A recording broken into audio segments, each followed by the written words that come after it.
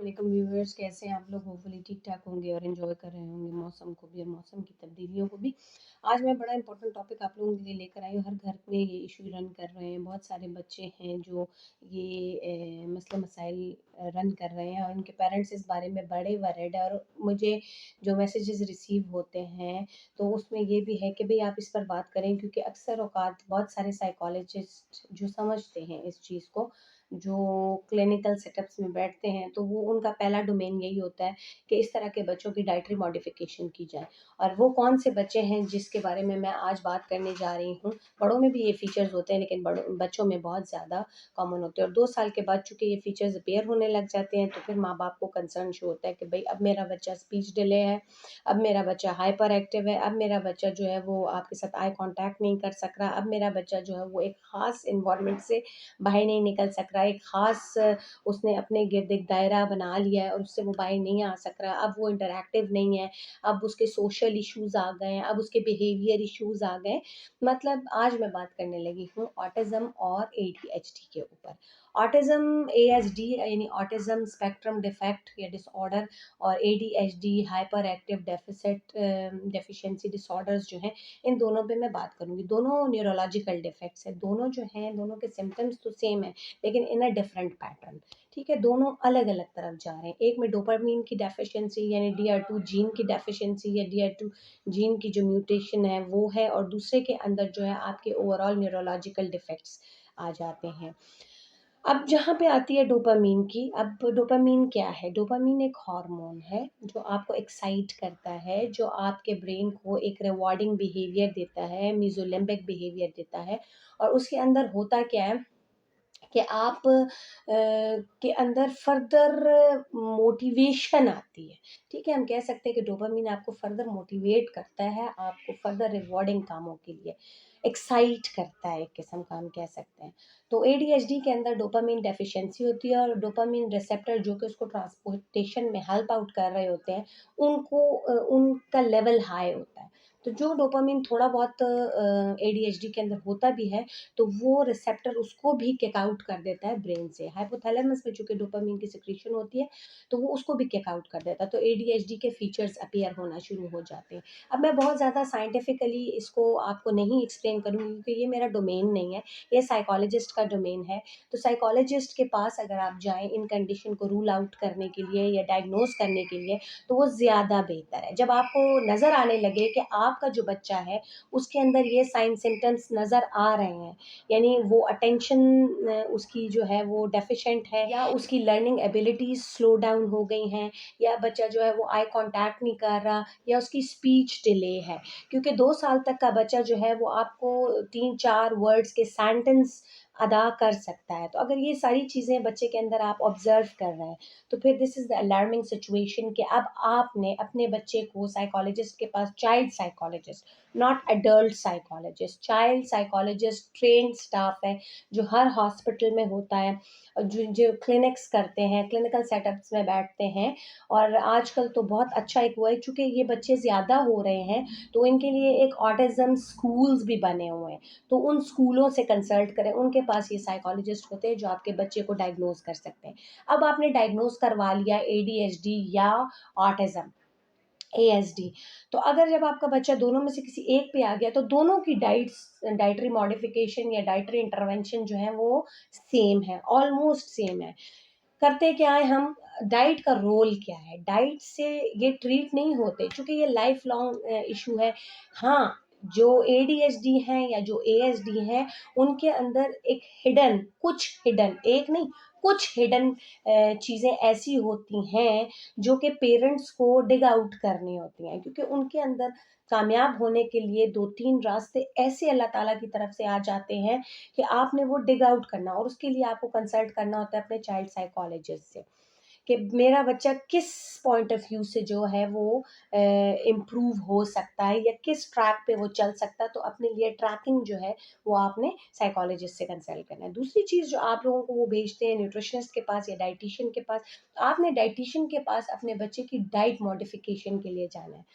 Simple is that कि कुछ psychologist, जैसे मैं अब साइकोलॉजिस्ट का डोमेन नहीं ले रही क्योंकि it's not my domain to explain this ASD और एडीएचडी या to diagnose these cases, but मेरा काम ये होता है कि मैंने उनकी डाइटरी इंटरवेंशन करनी होती है। और डाइटरी इंटरवेंशन में क्या कर सकती हूँ, साइकोलॉजिस्ट सिंपल बता देते हैं कि भाई आपने जो है अपने बच्चे को शुगर रिस्ट्रिक्ट करना है। Sugar restriction is not the way to treat your child. हाँ, डाइटरी इंटरवेंशन में होता ही है कि आपके बच्चे के जो सिम्टम्स हैं वो ओवरकम हो जाते हैं, वो कम से कम हो जाते हैं।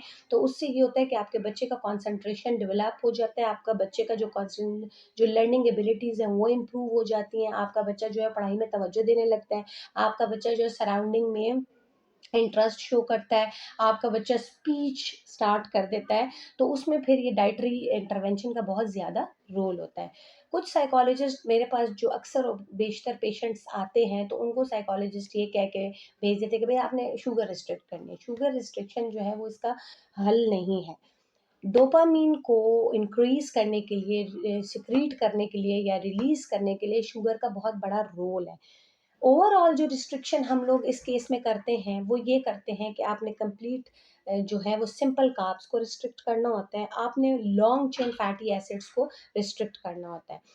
लेकिन मेरे पास जो पेशेंट्स आ जाते हैं तो उनको साइकोलॉजिस्ट ने बस इतना ही बताया था कि आपने शुगरी प्रोडक्ट्स को रिस्ट्रिक्ट करना है। सिर्फ शुगरी प्रोडक्ट्स जो है वो आप रिस्ट्रिक्ट नहीं करेंगे। होता ये है ना कि हम लोगों को बताया ये जाता है, चूँकि ये माइंड में ये होता है कि जी हमारा जो है डोपामीन एक्साइटमेंट का हार्मोन है, एक्साइट करता है, तो शुगर से कुछ जगहों पे ये भी इश्यूज़ आते हैं कि जी शुगर चूँकि डोपामाइन को रिलीज़ करता है, तो हम शुगर क्यों रिस्ट्रिक्ट करते हैं? पहला क्वेश्चन ये आता है। तो हम शुगर इसलिए रिस्ट्रिक्ट करते हैं कि इसका डिसरप्टेड किस्म का पैटर्न होता है डोपामाइन का। तो अगर आप शुगर बहुत ज़्यादा देंगे बच्चे को तो वो मज़ीद डिसरप्ट होगा, ठीक है? तो उसके अंदर फिर हम लोग शुगर को रिस्ट्रिक्ट करके हम प्रोटीन, कुछ अमाइनो एसिड्स जो एसेंशियल अमाइनो एसिड में एक अमाइनो एसिड ऐसा होता है जिसे टायरोसिन कहते हैं, वो भी डोपामाइन रिलीज़ करता है। लेकिन वो डिस्ट्रप्टेड वे में नहीं करता। तो हम लोग फिर प्रोटीन से डोपामाइन का रिलीज इंक्रीज करते हैं और एक रेगुलेटेड पैटर्न में करते हैं। उसमें फिर ये होता है कि आपने बच्चों को जो रिस्ट्रिक्शन करनी होती है वो आप करते हैं। अगर आप नॉर्मल बच्चों को भी शुगर इंटेक ज़्यादा कर दें, जो एडीएचडी रन नहीं कर रहे, जो एएसडी रन नहीं कर रहे, तो उस उनके भी आप अगर ऑब्जर्व करें तो वो बहुत ज़्यादा हाइपर एक्टिव हो जाते हैं, वो कुछ फिजी सा बिहेवियर देने लगते हैं। तो उनको उनको वो एक्साइटमेंट से हट के उनका वो जो है ना वो एक एग्रेसिव मोड पे वो चले जाते हैं अगर शुगर इंटेक आप बहुत ज़्यादा करते हैं। तो हम लोग जो बीइंग ए न्यूट्रिशनिस्ट हम लोग करते ये हैं, मैं अक्सर बच्चों को पहले 2 साल 3 साल तक पेरेंट्स को मैं कहती हूँ कि जब आप बच्चों को खुराक स्टार्ट करवाएं या दें तो उनका पैटर्न इस तरीके से करें कि अगर आपने अपने बच्चों को उनकी मेजॉरिटी डाइट के अंदर 20% शुगर से ज़्यादा नहीं देना। मैं तो 10% से ज़्यादा नहीं देती, लेकिन ओवरऑल जो बुकिश नॉलेज है वो कहती है 20%। फॉर एग्जांपल अगर 2000 कैलोरीज उसकी बन रही हैं तो 200 कैलोरीज से ज़्यादा आपकी शुगर इंटेक ना होनी चाहिए। शुगर से आपका इंटेक, क्योंकि शुगर का काम आपको न्यूट्रिएंट्स प्रोवाइड करना नहीं होता, सिंपल कार्बोहाइड्रेट का काम। उसका काम सिर्फ आपको एनर्जी प्रोवाइड करना होता है, सिर्फ आपके बॉडी को वार्म करना होता है। तो वो आपके और न्यूट्रिएंट्स भी ये काम जो मैक्रो न्यूट्रिएंट है वो कर लेते हैं। तो आपने इस तरीके से उनको शुगर अवॉइड करवानी है। अब मैं आती हूँ अपने ऑटिस्टिक बच्चों की तरफ या अपने एडीएचडी बच्चों की तरफ, क्योंकि जिनकी डाइट ऑलमोस्ट सेम ही होती है। उसमें मैं करती ये हूँ कि मैं उनको सिंपल कार्ब रिस्ट्रिक्ट कर देती हूँ। मैं उनको ये जो वेजिटेबल सोर्स ऑयल का है या फैट्स का है वो रिस्ट्रिक्ट कर देती हूँ। मैं उनको मीडियम चेन ट्राइग्लिसराइड्स देती हूँ, जैसे ऑलिव ऑयल का इंटेक बढ़ा दिया। मैं उनको देसी घी का मिल्क रिस्ट्रिक्ट करके on the other hand fermented form of milk हम दे देते हैं, जैसे योगर्ट हो गया, चीज़ हो गया, इन चीज़ों को हम प्रमोट कर रहे होते हैं। जिस तरह ओमेगा 3 फैटी एसिड्स का यूज़ मैं बढ़ा देती हूँ, तो उससे ये होता है कि ब्रेन की जो एबिलिटीज़ हैं वो इम्प्रूव होती है, जो नर्व ट्रांसमिशन है वो इम्प्रूव होती है ओमेगा 3 के इंटेक से। तो वो हमें कौन कौन से सोर्सेज हैं ओमेगा 3 के, उसमें फ़िश है, जिसके आपके तमाम फ़िश आते हैं ओमेगा 3 के अंदर तकरीबन, ठीक है? और आपका मीट इनटेक, आपका ये जो फैट जो आपको लाइक जो कॉड लिवर ऑयल्स हैं वो ओमेगा 3 रिच है, जो आपके देसी घीज़ हैं वो ओमेगा 3 रिच है, तो ये चीज़ें मैं बढ़ा देती हूँ। गोश्त का इंटेक बढ़ा देती हूँ, सब्जियों का इंटेक यानी कॉम्प्लेक्स कार्बोहाइड्रेट में काफ़ी बढ़ा देती हूँ। शुगरी प्रोडक्ट्स, प्रोसेस्ड फूड्स ये मैं रिस्ट्रिक्ट कर देती हूँ बच्चों को। लाइक आपने जितनी भी चॉकलेट्स हो गई, आपके जितने भी कन्फेक्शनरीज़ हो गई, टॉफ़ीज़, बबल्स और ये चीज़ें ये मैं कंप्लीटली रिस्ट्रिक्ट कर देती हूँ बच्चों को। सिंपल कार्बोहाइड्रेट्स वाली तमाम चीज़ें रिस्ट्रिक्ट कर देती हूँ। बच्चों की डाइट में ज़िंक और मैग्नीशियम बढ़ा देती हूँ, चूँकि मैं मैग्नीशियम का भी मस्कुलर वीकनेसेस को कंट्रोल करने में यानी मस्कुलर टोन को मेंटेन करने में बहुत ज़्यादा रोल है, तो वो मैं बढ़ा देती हूँ।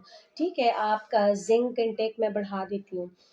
और इसके साथ-साथ मैं आपका जो सिंपल जो आपका फाइन फ्लावर है वो रिस्ट्रिक्ट कर देती हूँ। आपको होल व्हीट, आपके जो मल्टीग्रेन फ्लावर है वो चीज़ें मैं ऐड करवा देती हूँ। तो ये एक डाइटरी पैटर्न होता है जो एक मिसकंसेप्शन रन कर रही होती हैं अक्सर माएँ कि बस सिर्फ़ हमने टॉफ़ीज़, चॉकलेट्स और ये चीज़ें बंद कर दी तो हमारा बच्चा जो है वो इम्प्रूव होना शुरू हो जाएगा। अक्सर कंप्लेन मेरे पास आके यही होती है कि हमने तो ये सब कुछ बंद कर दिया है, बच्चा तो फिर भी इम्प्रूव नहीं हो रहा है, ये क्या रीज़न है इसके पीछे? तो उसके पीछे ये रीज़न होता है कि आप लोगों ने वो जो दिखावा का शुगर है ना, वो तो बंद कर दिया है। जो हिडन शुगर है ना, आपने वो बंद नहीं किया। जो कौन-कौन सी चीज़ों में है, जैसे तमाम बेकरी प्रोडक्ट्स, जितना प्रोसेस्ड फूड्स हैं, जितने आपके हम कह सकते हैं जो सिंपल मिल्क है, मिल्क भी हम रिस्ट्रिक्ट क्योंकि उसमें लैक्टोज़ कंटेंट भी ज़्यादा होता है। तो आपने करना है कि उसको फर्मेंटेड फॉर्म में देना है। योगर्ट, चीज़, बटर ये चीज़ें आप बच्चे को दे सकते हैं। होपफुली कि मैंने आपको वो सारी चीज़ें इस वीडियो में कवर कर दी हैं जो डाइट्स आपके ऑटिस्टिक बच्चों के या एडीएचडी क्योंकि इनके ये सिम्पटम्स को तो हम कंट्रोल कर सकते हैं, हम इसको ट्रीट नहीं कर सकते। तो जब आप सिम्पटम्स ही कंट्रोल कर लेंगे, तो आपका बच्चा एक नॉर्मल रूटीन लाइफ़ गुज़ारेगा। उसमें ये नहीं होगा कि अगर बहुत ज़्यादा अगर बच्चा हाइपर एक्टिविटी रन कर रहा है, तो फिर वो बच्चे की कंसंट्रेशन अकॉर्डिंगली वीक हो जाएगी। देखिए, आप जब बहुत ज़्यादा हिल रहे होते हैं, तो आप एक जगह फ़ोकस नहीं कर सकते। आप जब आपका दिमाग बहुत सारी चीज़ों में एंगेज हो जाता है, तो आप एक चीज़ को फ़ोकस आउट नहीं कर सकते। तो आपने बच्चे का फ़ोकस बढ़ाना है, ख़ास-ख़ास चीज़ों को आपने ओवरकम करना है थ्रू डाइटरी इंटरवेंशन। तो ये डाइटरी इंटरवेंशन थी, इसके साथ आपने अपने साइकोलॉजिस्ट से कंसल्ट करना है बराबर क्योंकि आपने उससे वो सारी चीज़ें उसको उसकी फर्दर मैनेजमेंट सारी आपने अपने साइकोलॉजिस्ट से सीखनी है। मैंने तो आपको एक पॉइंट ऑफ व्यू से बताया ना, आपने मल्टीपल ये जो मल्टी सेक्टोरल हम कहते हैं ना मल्टीटास्किंग चीज़ें हैं इसमें करने के लिए। आपका साइकोलॉजिस्ट, आपका स्पीच थेरेपिस्ट, आपका न्यूट्रिशनिस्ट ये तीनों और इवन आपका फिजिशियन, आपका डॉक्टर भी इन्वॉल्व है इन सब चीज़ों के अंदर। तो आपने हर सेक्टर को अपना बच्चा जो है वो लेकर जाना है और उससे अपने बच्चे को ट्रीट करवाना है। इसी के साथ मैं इजाज़त चाहूँगी होपफुली कि आपके बहुत सारे सवालों के जवाब मैंने अपनी वीडियो में दे दिए हैं। अगर कोई रिलेटेड इश्यूज़ हैं तो वो आप मेरे साथ फर्दर डिस्कस कर सकते हैं। अपना बहुत ज़्यादा ख़्याल रखिएगा, दुआओं में याद रखिएगा। अल्लाह हाफ़िज़।